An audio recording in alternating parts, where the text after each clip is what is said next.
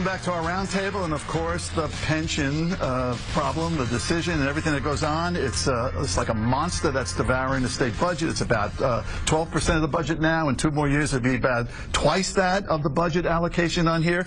Would like to say, with everybody saying on this decision that was cast, who benefited, who didn't right now. I'd like to just go to the Ledger here, editorial, where it said, Christie is like a deadbeat who just won a few months' delay in paying off his credit card debt, in the Ledger today. I don't make an argument it's not his credit card debt because it goes over D's and R's over decades here, but Doug, let's come to you. Not flattering, not really an endorsement of leadership on this thing from the governor. As a Republican, sitting in a Republican seat here, put you on the spot. Where's this going? Well, let's start with what you said. I mean, he's inherited something that's been going on for close to 20 or 30 years. Even the Supreme Court acknowledged the fact that this has been going on for years.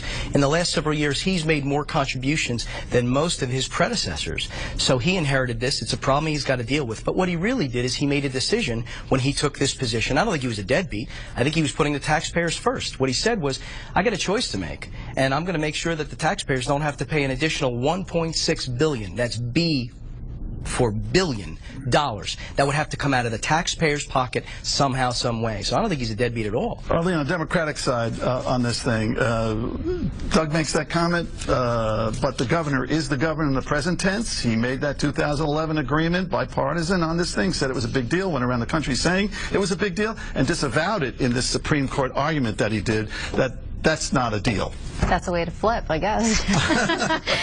You know, he did it in 12 and 13. He paid him like he said he was gonna, according to his agreement in 2011. But now you go and say that it wasn't a real contract, it wasn't a real agreement. I mean, you know, at the end, the person that gets hurt the most is the state pension plan. And then the argument about there's no money, which is quite real, but isn't the issue of leadership? Well, yeah, but the issue of if money's not there, don't you find a way to get the money and be creative about it? Isn't that about the leadership, Hank? No, not really. The numbers on the pensions are pretty hard numbers, but the rubber number is actually the governor guesstimated a much higher number of dollars being brought in by the state than actually turned out. He overestimated by something more than $1 billion, I think. The state didn't make that much money, so that throws all the budget, you know, arrangements that they've made into question. I think the governor wins because we're not playing by the same rules the governor is now. He's playing by national rules. 49 out of the 50 states aren't going to know these specifics that we're talking about. He's playing to win a bigger game. So the politics of the presidential campaign is affecting our state and our economy. That's exactly problematic. Absolutely right. Mark, you've been up in New Hampshire with the governor on here. You see what he says out of state when he goes out of state. Is there any relationship to what's really happening here as opposed to what you see him saying outside the state? Well, I'll talk to you about a state, Wisconsin, right? Scott Walker, who's known for being very tough on unions. Chris Christie can now say, hey, I did not kowtow to the unions. Look at me. You know, you don't want to talk about deadbeat. How about coming back from the dead in terms of his potential, you know, presidential campaign? The last hurdle he might have to run for president, he's now stepped over. Mark, Do you notice the common theme running through this, though? Republicans putting taxpayers first. Now, we want to say that they're running for office, but at the end of the day, they were making decisions to put the taxpayers first. They were making decisions to make sure that at the end of the day, taxes were lower. People could live decent lives. People are being run out of New Jersey based on tax cuts. And that wasn't an issue in 2012. Last? No, I don't think they're last. I think it's a balance. The question becomes, do we tax? We're one of the highest taxed citizens, taxpayers in the country. How much more are we supposed to tax? When they put the millionaires tax in 2004, between 2004 and 2008, the state lost, based on a Boston College study, $70 billion in wealth. People said, thank you very much, I'm leaving New Jersey. Okay, millionaires tax. He brought it up. Democrats are saying potentially they may run the millionaires tax with the budget that has to be passed by July 1st, right? That raised about $700-something million, right? It was only about halfway to a pension contribution. Are the Democrats now going to say, we're going to ram that thing through to remind everybody that we did what we could do to fund a pension, and then they give a perfect, to Doug's They set up a perfect opportunity for Christie to veto higher spending, which the millionaire's tax would be. How did Democrats win on this one? I mean, they're committed to going forward and figuring out a way to pay the pension. I disagree. Do you think they're going to do that, by the way? I think they're going to attempt to. Yeah. I disagree that this is a high thing for the governor. I think the other part that's going to come down is this state is in a fiscal mess. How do you overcome that? You've been governor now. This is your second term.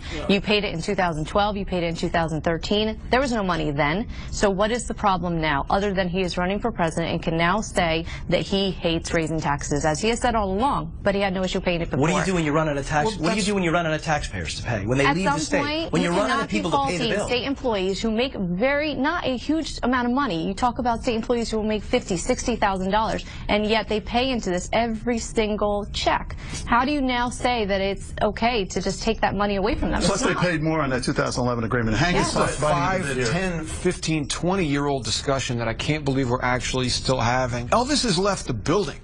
We don't have the money to cover all these bases. It either goes to the taxpayers or the pensioners get screwed. One or the other. The governor made his choice. He made the politically expedient choice, and somebody was going to have to lose anyway. He made his choice. What we've got to do is figure out who's going to lose going down the road, because the can's going to continue to get kicked down the road. Nothing's changing in the paradigm here. The dynamic remains the same. Who's the next governor? Who gets to make the decision next time? Nothing's changing here. And we keep having this left and right discussion, and nothing changes. That's almost what the Supreme Court said. Is going to be on this thing. I mean, they're going to end up getting screwed. Are they never going to get their pensions? No, are they going to get half down the line? I think it's going to be a balance. It's going to be, they're going to strike a balance between the taxpayers and the pensioners. They have a right to get what they were entitled to, based both on their original contracts and Article 78.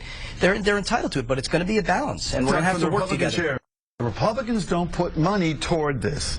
Won't the screwing be bigger? Because how are we going to deal with it? I mean, you can't just cut them. This is the other question. Without offsetting it. Just what Trenton continues to do is go, hey, Wells Fargo, hey, bank, can we borrow some more money? Well, guess what? Those days are coming to an end as well, because the credit rating has nosedived. We got the second worst statewide credit rating in the nation. Are you kidding me? No one's going to loan. Even the Chinese aren't going to loan us money anymore. And to my colleague's point, 6 years to correct what's been going on, to your point, for 20 or 30 years is almost impossible. And he's stabilized the ship. We're going forward, and we've got to continue to get through recovery here. Let me ask Mark on this thing. Mark, do you see a timetable here? Do you see, and what do you see as a solution here? Nice. That's a loaded Everyone in the legislature does what you just did. You're the king of New Jersey if you answer this.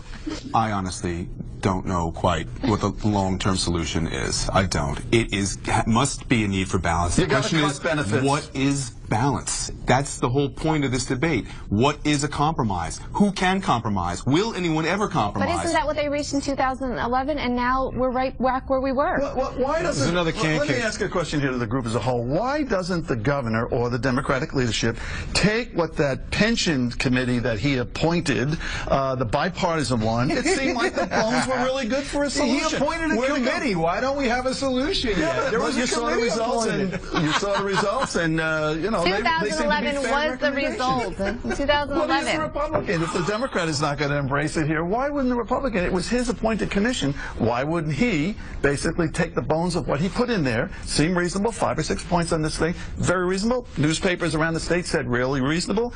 Why isn't he acting on it? I think he has acted on it. I think he's put the 2% cap in. I think he's worked with the legislature to do that.